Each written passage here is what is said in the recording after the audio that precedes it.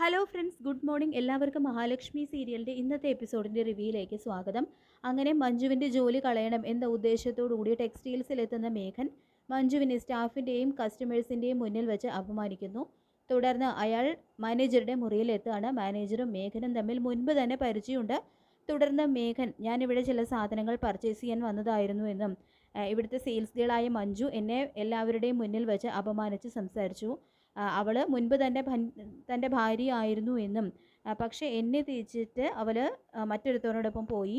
ഇങ്ങനെയുള്ളവരെയൊക്കെ ജോലിക്ക് വെച്ച് കഴിഞ്ഞാൽ നിങ്ങളുടെ ഈ സ്ഥാപനം പൂട്ടേണ്ടി വരും. അതുകൊണ്ട് ഇന്ന് തന്നെ മഞ്ജുവിനെ ജോലിയിൽ നിന്നും പറഞ്ഞു വിടണം എന്നെല്ലാം മേഘൻ പറയുമ്പോൾ മേഘനോട് കടപ്പാടുള്ള അയാൾ മഞ്ജുവിനെ പറഞ്ഞു വിടാം എന്ന് തന്നെ സമ്മതിക്കുന്നു. ശേഷം മഞ്ജുവിൻ്റെ അടുത്ത് ചെന്നിട്ട് ഇന്ന് ജോലി ചെയ്തതിൻ്റെ ശമ്പളവും വാങ്ങി പോയിക്കോളാനും പറയുന്നുണ്ട് കേട്ടോ മാനേജർ. അത് കേട്ട് തകർന്നു പോവാണ് മഞ്ജു. അങ്ങനെ മേഘൻ തൻ്റെ ഉദ്ദേശം നടപ്പിലാക്കുന്നു. പിന്നീട് ഉണ്ണിയെ കാണാനെത്തുന്ന മേഘൻ മഞ്ജുവിൻ്റെ കാര്യത്തിൽ ഒരു തീരുമാനമായി എന്ന് പറയുമ്പോൾ മറ്റുള്ളവരുടെ കാര്യങ്ങളൊക്കെ നമ്മൾ വിചാരിക്കുന്നത് പോലെ നമുക്ക് നടത്തിയെടുക്കാൻ കഴിയുന്നുണ്ട്. പക്ഷേ കണ്ണേട്ടൻ്റെയും ഏട്ടത്തിയുടെയും കാര്യത്തിൽ മാത്രം ഒന്നും നടക്കുന്നില്ലല്ലോ എന്നെല്ലാം ഉണ്ണി പറയുമ്പോൾ അതും നടക്കുമിട എന്ന് പറയുന്നുണ്ട് മേഘൻ. സാഗറിനെ കോടതി ശിക്ഷിച്ചു കഴിഞ്ഞാൽ പിന്നെ മഞ്ജു ഒരു ഗതിയുമില്ലാതെ എൻ്റെ മുന്നിൽ തന്നെ അവൾക്ക് അഭയം പ്രാപിക്കേണ്ടി വരും. അടുത്ത കോടതി കഴിയുന്നതോടെ അവൾ ജയിലിലായിരിക്കുമെന്നും പറയുന്നുണ്ട് കേട്ടോ മേഘൻ. മഞ്ജു ആണെങ്കിൽ തൻ്റെ ജോലി പോയതോർത്ത് പൊട്ടിക്കരയാണ്. അപ്പോൾ ഇതേ സമയം അശ്വതി മഞ്ജുവിനോട് പറയുന്നുണ്ട്, നീ ഏതായാലും മാനേജറെ ഒന്ന് ചെന്ന് കണ്ട് സംസാരിക്കണം. ഇവിടെ ജോലി പോയി എന്ന് കരുതി നീ ഇങ്ങനെ വിഷമിക്കേണ്ട. ആ മാനേജർക്ക് ഒരുപാട് കണക്ഷൻസ് ഉണ്ട്. അവിടെ എവിടെയെങ്കിലും നിനക്കൊരു ജോലി വാങ്ങിച്ചു തരാൻ അയാളെ കൊണ്ട് കഴിയുമെന്ന് പറയുമ്പോൾ മഞ്ജു മാനേജറുടെ ക്യാബിനിൽ എത്തുന്നുണ്ട്. എന്നിട്ട് മേഘൻ എൻ്റെ മുറച്ചെറുക്കനായിരുന്നു എന്നുള്ളത് ശരിയാണെന്നും പക്ഷേ വിവാഹം കഴിച്ചതിന് ശേഷമാണ് അയാൾ ഒരു ചതിയനാണെന്ന് ഞാൻ തിരിച്ചറിഞ്ഞത്. മറ്റൊരു ഗതിയുമില്ലാതെയാണ് ഇവിടെ ജോലിക്ക് വന്നത്. വേറെ എവിടെയെങ്കിലും എനിക്കൊരു ജോലി ശരിയാക്കി തരണമെന്ന് കരഞ്ഞു പറയുമ്പോൾ ശരി കുട്ടി വിഷമിക്കണ്ട, ഞാൻ വേറെ എവിടെയെങ്കിലും മഞ്ജുവിനൊരു ജോലി ശരിയാക്കി തരാം എന്ന് പറയുമ്പോൾ വളരെ ഉപകാരം എന്ന് അയാളോട് പറഞ്ഞിട്ട് മഞ്ജു ക്യാബിനിൽ നിന്നും പോകാൻ തുടങ്ങുന്നതും മാനേജറാണെങ്കിൽ അവളുടെ കയ്യിൽ കയറി പിടിക്കുകയാണ്. എന്നിട്ട് അങ്ങോട്ടൊരു ഉപകാരം ചെയ്യുമ്പോൾ ഒരു പ്രത്യുപകാരം വേണ്ടേ എന്നൊക്കെ പറഞ്ഞുകൊണ്ട് അവളെ കടന്നു പിടിക്കാൻ ശ്രമിക്കുന്നു. പക്ഷേ മഞ്ജു അയാളുടെ കരണത്തടിച്ച് അതിന് ചുട്ട മറുപടി കൊടുത്തിട്ട് ആ ടെക്സ്റ്റൈൽസിൻ്റെ പടിയിറങ്ങുകയാണ് കേട്ടോ ചെയ്യുന്നത്. ഇതേ സമയം മേഘനാണെങ്കിൽ താൻ ഉദ്ദേശിച്ചതുപോലെയൊക്കെ കാര്യങ്ങൾ നടത്താൻ കഴിഞ്ഞു. മഞ്ജുവിൻ്റെ ജോലി തെറിപ്പിച്ചു. സാഗറിനെ ആണെങ്കിൽ കൺസ്ട്രക്ഷൻ സൈറ്റിൽ നിന്നും പറഞ്ഞു വിട്ടു. ഇനി അവനെ എത്രയും പെട്ടെന്ന് തന്നെ പോലീസ് പിടിക്കും. അതോടുകൂടി അവൻ ആജീവനാന്തം ജയിലിൽ കഴിയേണ്ടി വരും. തുടർന്ന് മഞ്ജു തൻ്റെ കാൽക്കൽ തന്നെ വരും എന്നൊക്കെ ആലോചിച്ചിങ്ങനെ എന്തെന്നില്ലാതെ സന്തോഷിക്കുകയാണ്. ഇനി ഈ ടെക്സ്റ്റൈൽസിൽ എന്നല്ല മറ്റൊരിടത്തും അവൾക്ക് ജോലി കിട്ടില്ല. എല്ലായിടത്തും അവൾക്ക് ഇത് തന്നെയായിരിക്കും അവസ്ഥ. അങ്ങനെ അവനും അവളും ജീവിക്കാൻ വഴിയില്ലാതെ റോഡിലിരുന്ന് പിച്ച തെട്ടുന്നത് കാണാമെന്നെല്ലാം വാമനോട് പറഞ്ഞ് പൊട്ടിച്ചിരിക്കുകയാണ് കേട്ടോ മേഘൻ ചെയ്യുന്നത്. ശേഷം വീട്ടിലെത്തുന്ന മഞ്ജു ആണെങ്കിൽ തൻ്റെ ജോലി നഷ്ടപ്പെട്ട കാര്യം സാഗറിനെ അറിയിക്കുന്നു. ആ മേഘൻ അവനാണ് എല്ലാത്തിനും കാരണം. അവൻ്റെ കാര്യത്തിൽ എന്തെങ്കിലും ഒരു തീർപ്പുണ്ടാക്കാൻ കഴിയുന്ന ഒരേ ഒരാൾ അത് കണ്ണേട്ടൻ മാത്രമാണ്. ഇനി ഒരിക്കലും കണ്ണേട്ടൻ്റെ മുന്നിൽ സഹായം ചോദിച്ചു ചെല്ലരുത് എന്ന് കരുതിയതാണ്. പക്ഷെ നമുക്ക് രണ്ടു പേർക്കും ഒരു ജീവിതം ഉണ്ടാക്കി തരാൻ അതിന് കണ്ണേട്ടനും ഏട്ടത്തെയും വിചാരിക്കണം എന്നെല്ലാം പറയുമ്പോൾ സാഗറാണെങ്കിലും കൺസ്ട്രക്ഷൻ സൈറ്റിൽ നിന്നും അവിടെ ജോലിക്ക് പോയതും അവിടെ നിന്നും ഏട്ടത്തി പറഞ്ഞു വിട്ട കാര്യങ്ങളെല്ലാം മഞ്ജുവിനെ അറിയിക്കുന്നുണ്ട് കേട്ടോ. അപ്പോൾ അതുകൂടി കേൾക്കുന്നതോടെ എല്ലാം കൊണ്ട് തകർന്നു പോവുകയാണ് മഞ്ജു. തുടർന്ന് ഞാൻ ഏതായാലും കണ്ണേട്ടനെ ഒന്ന് കണ്ടിട്ട് വരാം എന്ന് പറഞ്ഞുകൊണ്ട് കണ്ണനെ കാണാനായിട്ട് കമലേശ്വരം ഫിനാൻസേഴ്സിലേക്ക് ചെല്ലുന്നു. അങ്ങനെ മഞ്ജുവിനെ കാണുന്നതും വല്ലാതാവുന്നുണ്ട് കണ്ണനും മഹിയും. തുടർന്ന് മഞ്ജു പറയുന്നുണ്ട്, ചെറിയ ചെറിയ ജോലികൾ ചെയ്ത് ജീവിക്കാൻ ശ്രമിക്കുകയാണ് ഞാനും സാഗരേട്ടനും. കൺസ്ട്രക്ഷൻ സൈറ്റിൽ നിന്നും ഏട്ടത്തി സാഗരേട്ടനെ പറഞ്ഞു വിട്ടു എന്നറിഞ്ഞു.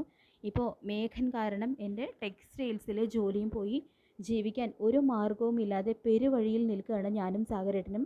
ഇനി ഇവിടുന്ന് ഞങ്ങളെ കൈപിടിച്ച് രക്ഷിക്കാൻ കണ്ണേട്ടനെ കൊണ്ട് മാത്രമേ കഴിയൂ. ഒരവസാനം ആശ്രയമായിട്ടാണ് ഞാൻ കണ്ണേട്ടൻ്റെ മുന്നിൽ വന്നിരിക്കുന്നത്. കണ്ണേട്ടൻ കൂടി കൈവിട്ട് കഴിഞ്ഞാൽ ഇനി എൻ്റെ മുന്നിൽ ഒരു മാർഗ്ഗമേ മാത്രമേ ഉള്ളൂ, ആത്മഹത്യ. ഞാൻ എന്ത് ചെയ്യണമെന്ന് കണ്ണേട്ടനെ തീരുമാനിക്കുക എന്നെല്ലാം മഞ്ജു പറയുമ്പോൾ അത് കേട്ട് ഞെട്ടുന്നുണ്ട് കേട്ടോ കണ്ണനും മഹിയും.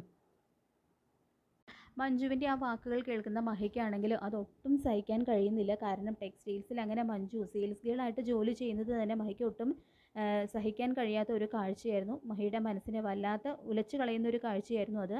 അതുപോലെ തന്നെ സാഗർ ആണെങ്കിലും കൺസ്ട്രക്ഷൻ സൈറ്റിൽ വെറും ഒരു കൂലിക്കാരനായിട്ട് വന്നതും മഹിക്കൊട്ടും സഹിക്കാൻ കഴിഞ്ഞിരുന്നില്ല. വളരെ വിഷമത്തോടു കൂടി തന്നെയാണ് സാഗറിനെയും അവിടെ നിന്നും പറഞ്ഞയച്ചത്.